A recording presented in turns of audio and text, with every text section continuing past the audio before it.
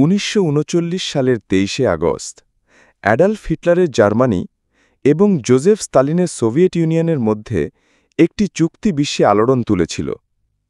Nazi এবং Soviet ইউনিয়নের মধ্যে সে চুক্তির ফলে ইউরোপের অন্য দেশগুলো বিস্মিত হয়েছিল, কারণ হিটলারের নাৎসি এবং স্তালিনের সমাজতান্ত্রিক সোভিয়েত ইউনিয়নের মতাদর্শ পুরোপুরি বিপরীত। নাৎসি মতাদর্শের হিটলার কমিউনিস্ট সোভিয়েত ইউনিয়নকে ঘৃণা করতেন। চুক্তির মূল বিষয় ছিল একে অপরকে আক্রমণ করবে না। প্রকৃতপক্ষে সে চুক্তির মাধ্যমেই দ্বিতীয় বিশ্বযুদ্ধের ভিত রচিত হয়েছিল। এই চুক্তির ফলে সোভিয়েত ইউনিয়ন এবং জার্মানি ভাগাভাগি করে পোল্যান্ড দখল করে নেয়। এই চুক্তিটি ছিল কার্যত পূর্ব ইউরোপকে দুই ভাগে বিভক্ত করা। একটি অংশে ছিল জার্মানির প্রভাব, অন্য অংশে তৈরি হয় রাশিয়ার প্রভাব। জার্মানির সাথে সোভিয়েত ইউনিয়নের চুক্তির ফলে ইউরোপে হিটলারের আধিপত্যবাদী মনোভাব আরও তীব্র হয়। চুক্তির এক সপ্তাহের মধ্যেই অর্থাৎ 1939 সালের 1 সেপ্টেম্বর অ্যাডলফ হিটলারের জার্মানি পোল্যান্ড আক্রমণ করে। শুরু হয়ে যায় দ্বিতীয় বিশ্বযুদ্ধ। এর দুদিন পরেই ব্রিটেন ও ফ্রান্স জার্মানির বিরুদ্ধে যুদ্ধ ঘোষণা করে। 1940 সালের মে মাসে হিটলার ফ্রান্স আক্রমণ করেন এবং মাত্র 6 সপ্তাহের মধ্যে ফ্রান্স দখল করে নেন। কিন্তু রাশিয়ার সাথে জার্মানির সে শান্তি চুক্তি খুব একটা দীর্ঘস্থায়ী হয়নি। ফ্রান্স দখল করার পর সোভিয়েত ইউনিয়ন আক্রমণের জন্য প্রস্তুত হতে থাকে জার্মানি। হিটলার তার সেনাবাহিনীকে পরিকল্পনা করার নির্দেশ দেয়। স্তালিনের নেতৃত্বে ইহুদি বোলশেভিস্টদের হটিয়ে সোভিয়েত ইউনিয়নে নাৎসি আধিপত্যবাদ প্রতিষ্ঠা করতে চেয়েছিল হিটলার। বার্লিন ভিত্তিক গবেষক ডেভিড স্টাহিল লিখেছেন, 1940 সালের 18 ডিসেম্বর সোভিয়েত ইউনিয়ন আক্রমণের জন্য পরিকল্পনা করার নির্দেশ দেন হিটলার। 1941 সালের 22 জুন সোভিয়েত ইউনিয়ন আক্রমণ করে জার্মানি। প্রায় 35 লাখ জার্মান সৈন্য 1800 মাইল সীমান্ত এলাকা জুড়ে আক্রমণ শুরু করে। এই সৈন্যদের মধ্যে 80% ছিল জার্মান এবং বাকিরা ছিল হিটলারের সহযোগী বিভিন্ন দেশের। হিটলারের প্যানজার ডিভিশন প্রায় 3500 ট্যাঙ্ক এবং 2700 যুদ্ধবিমান নিয়ে আক্রমণ শুরু করে। পৃথিবীর ইতিহাসে এটি ছিল সবচেয়ে বড় আক্রমণ। জার্মান সৈন্যরা 3টি গ্রুপে ভাগ হয়ে অগ্রসর হতে শুরু করে। প্রতিটি গ্রুপের সুনির্দিষ্ট লক্ষ্য ও উদ্দেশ্য ছিল। সৈন্যদের 3টি গ্রুপ ছিল: উত্তর, দক্ষিণ ও মধ্য। উত্তরের দলটি বল্টিক রাষ্ট্র লাটভিয়া, লিথুয়েনিয়া এবং এস্তোনিয়ার ভেতর দিয়ে অগ্রসর হয়ে লেনিনগ্রাডে পৌঁছবে। দক্ষিণের দলটি ইউক্রেন দিয়ে আক্রমণ শুরু করবে এবং কিয়েভ হয়ে ডনবাস শিল্প এলাকা দখল করবে। মধ্য দলটি বেলারুসের মিন্স্ক দিয়ে অগ্রসর হয়ে মস্কো পৌঁছবে। হিটলার ধারণা করেছিলেন 10 সপ্তাহের মধ্যে সোভিয়েত ইউনিয়ন দখল করা যাবে। অন্যদিকে সোভিয়েত ইউনিয়ন তাদের পশ্চিম সীমান্তে সৈন্য জড়ো করে, কিন্তু তাদের নির্দেশ দেওয়া হয় তারা যাতে কোনো উস্কানি না দেয়। কিন্তু সোভিয়েত নেতা জোসেফ স্তালিন ধারণা করতে পারেননি যে জার্মানি এত তাড়াতাড়ি আক্রমণ করবে।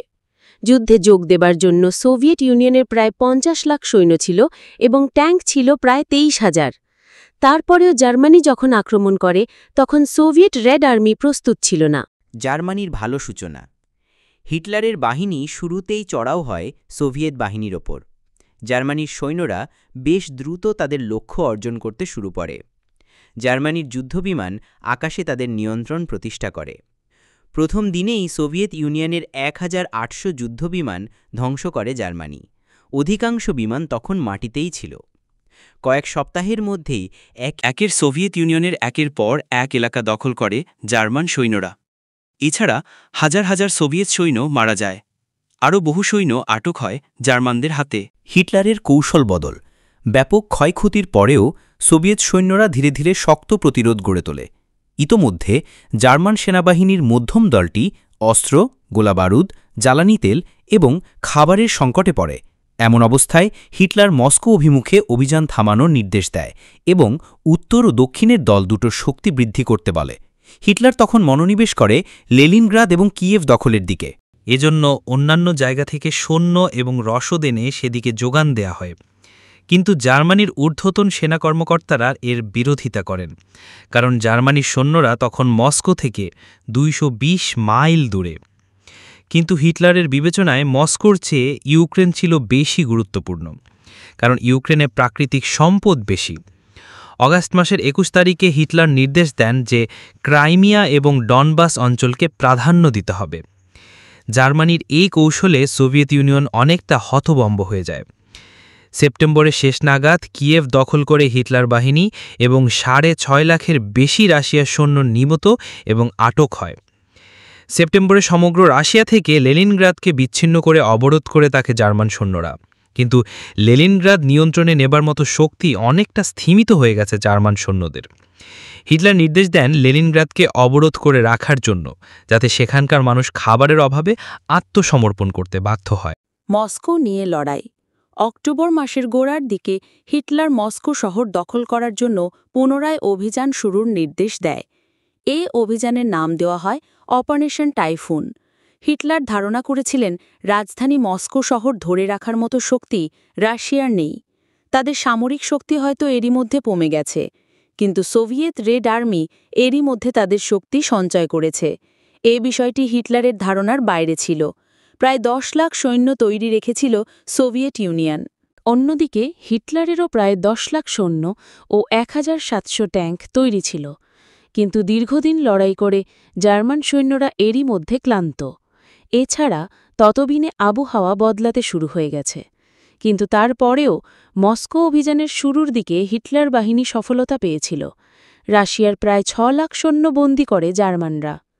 মস্কোর কাছাকাছি যাবার পরে জার্মান সৈন্যদের গতি অনেকটা কমে যায়। বৃষ্টিতে রাস্তাগুলো এক একটি কর্দমাক্ত নদীতে পরিণত হয়। কর্দমাক্ত রাস্তায় ট্যাঙ্ক এবং ঘোড়ার গাড়িতে করে সামরিক সরঞ্জাম পরিবহন করতে পারছিল না হিটলারের সৈন্যরা। এমন অবস্থায় মস্কো দখলের অভিযান আপাতত বন্ধ রাখার সিদ্ধান্ত নেয় জার্মান সৈন্যরা। নভেম্বরের মাঝামাঝি তাপমাত্রা কমতে থাকে এবং তীব্র শীতে অনেকটা বরফের মতো হয়ে যায়। তারপরেও হিটলারের বাহিনী মস্কো দখলের জন্য আরেকবার অভিযান শুরু করে। কিন্তু বিরতির এই সময়টিতে রাশিয়ান বাহিনী পুনরায় তাদের শক্তি সঞ্চয় করে। সাইবেরিয়া এবং দেশের পূর্বাঞ্চল থেকে তারা আরও সৈন্য জড়ো করে।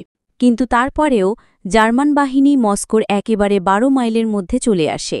জার্মান সৈন্যরা তখন ক্রেমলিনের দালান দেখতে পাচ্ছিল। তীব্র শীতে এবং বরফে কাবু হয়ে যায় হিটলার বাহিনী।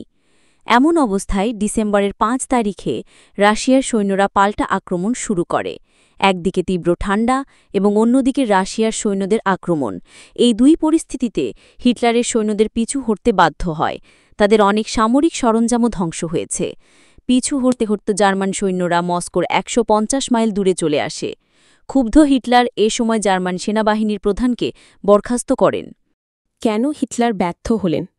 যুদ্ধের শুরুর দিকে জার্মানরা রাশিয়ার অনেক এলাকা দখল করে এবং সোভিয়েত বাহিনীকে ব্যাপক ক্ষতির মুখে ফেলে, কিন্তু তারপরেও চূড়ান্ত লক্ষ্য অর্জনে সক্ষম হয়নি।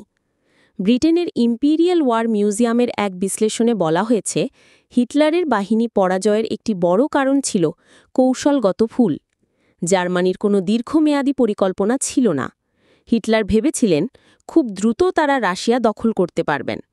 হিটলারের ধারণা ছিল প্রথম দিকে ব্যাপক ক্ষতির মুখে পড়ে রাশিয়ার সৈন্যরা আত্মসমর্পণ করবে, কিন্তু বাস্তবে সেটি হয়নি।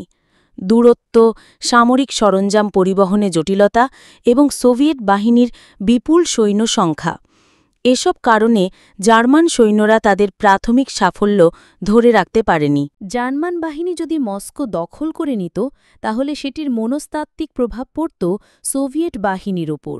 যুদ্ধের মোড় হয়তো তখন ভিন্ন দিকে ঘুরে যেত। ইম্পেরিয়াল ওয়ার মিউজিয়ামের বিশ্লেষণে বলা হয়েছে, সাময়িক বিরতি দিয়ে আবার যখন অপারেশন টাইফুন শুরু হয়, তখন অনেক দেরি হয়ে গেছে। ততদিনে সোভিয়েত বাহিনী আবারও শক্তি সঞ্চয় করে। এছাড়াও ততদিনে জার্মান বাহিনী অনেক শক্তি ক্ষয় করে দুর্বল হয়ে গেছে। এছাড়া তীব্র শীত তাদের কাবু করে ফেলে। ভুল গোয়েন্দা তথ্য। রাশিয়ার সামরিক শক্তিকে খাটো করে দেখেছিলেন জার্মান গোয়েন্দারা। ১৯৩৯-৪০ সালে ফিনল্যান্ড আক্রমণ করে রাশিয়ার বাহিনী সফলতা পায়নি। এর বিষয়টি জার্মানিকে আরও উৎসাহিত করেছিল। এছাড়া জার্মানরা ভেবেছিল সোভিয়েত ইউনিয়ন আধুনিক যুদ্ধ সরঞ্জাম তৈরিতে সক্ষম নয়, কিন্তু এটি সঠিক ছিল না। সোভিয়েত ইউনিয়ন ট্যাঙ্ক তৈরির প্রযুক্তিতে জার্মানির চেয়ে এগিয়ে ছিল। সবচেয়ে বড় বিষয় ছিল রাশিয়ার সৈন্য সংখ্যা এবং তাদের লড়াই করার ক্ষমতাকে খাটো করে দেখেছিলেন জার্মান গোয়েন্দারা।